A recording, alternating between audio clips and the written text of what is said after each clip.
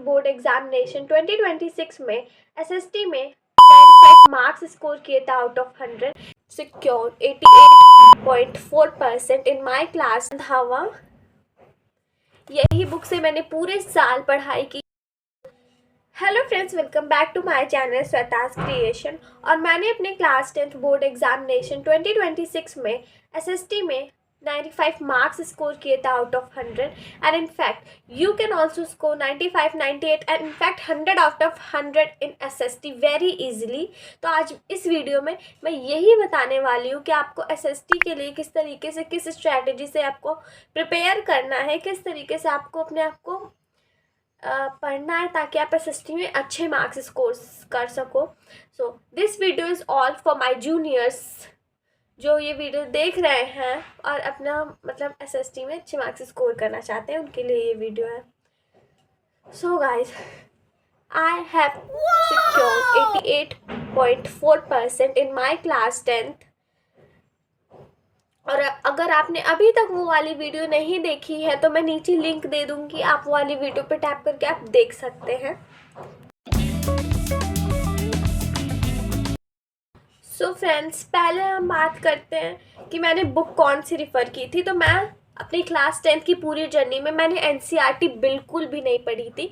मैं अपना पर्सनल बता रही हूँ कि हमारे स्कूल में एनसीईआरटी नहीं चलती थी। हमारे स्कूल में रेफरेंस बुक चलती थी which is KS Randhawa.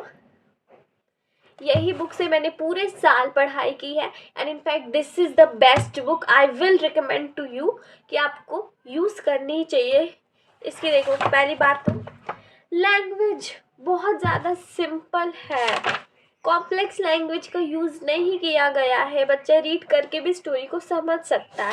And one profit I will show you, इसका एक lots of objective type questions for practice as well as board questions on the back side of the every chapter there is a board questions means PYQs। तो that's the reason मैं ये book recommend कर रही हूँ, क्योंकि ये book के जो PYQ दिए हैं पीछे उसको सॉल्व करो बैठ करके इफेक्टिव। देखो, मैं कह रही हूँ अगर आपकी नहीं ले सकते हो ये बुक तो it's all right, but PYQ is very important in SST, क्योंकि हम पिछले कुछ सालों के पेपर का पैटर्न देखें तो ज़्यादातर चीज़ें एसएसटी में सेम ही तरह के पैटर्न की होती हैं। जो चीज़ें बदल जाते हैं वो होती हैं अलग अलग टाइप के क्वेश्चन। तो आपको लगभग 5 से 6 साल के एटलीस्ट PYQ तो करने ही चाहिए। हाई वेटेज क्वेश्चन को प्रैक्टिस करना चाहिए and in fact high weightage chapters, high weightage जितने भी टॉपिक्स हैं उन सबको अच्छे से प्रिपेयर करना ही चाहिए, क्योंकि वही बिल्ड करते हैं कि वही हाई वेटेज होते हैं। तो प्रोबेबिलिटी ज़्यादा रहती है कि यही सारी चीज़ें एग्ज़ाम में आएंगी। तो ये बुक मस्ट है, नहीं ले सकते हो तो इनफैक्ट PYQ प्रैक्टिस करो। एनसीईआरटी बल्कि क्या बोलते हैं, प्रैक्टिस क्वेश्चंस ऑनलाइन भी मिल जाते हैं, PYQs आप कहीं भी सर्च करोगे मिल जाएंगे आराम से। तो फॉर रिसोर्सेज अगर ये बुक ले सकते हो तो ले लो, वरना एनसीईआरटी भी इनफ है। मैंने तो एनसीईआरटी बिल्कुल नहीं पढ़ी थी, मैंने पूरे साल केएस रंधावा की बुक से ही पढ़ाई की थी।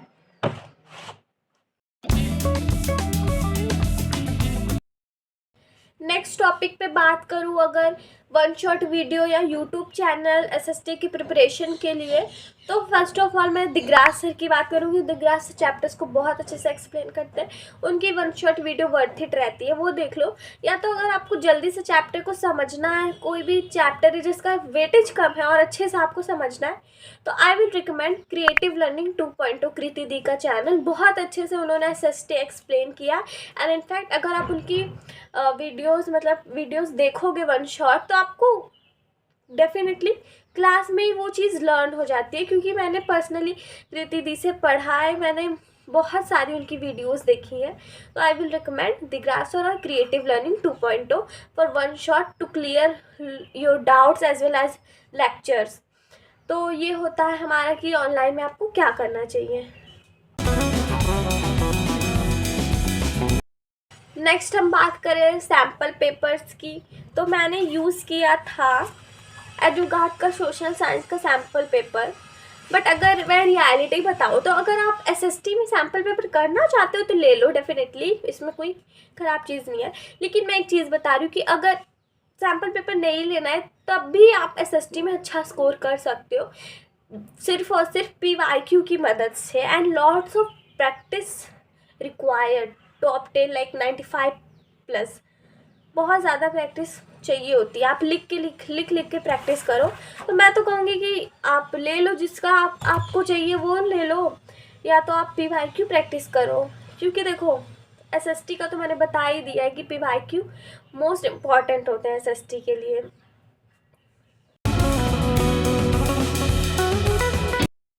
नेक्स्ट हम बढ़ते हैं मैप्स की तरफ। तो मैप आप 2-3 बारी अच्छे से यूट्यूब चैनल से, शॉर्ट्स वीडियो से अगर ट्रिक्स है याद कर लोगे और 2-3 बारी खुद से प्रैक्टिस करोगे तो मैप इनफ है।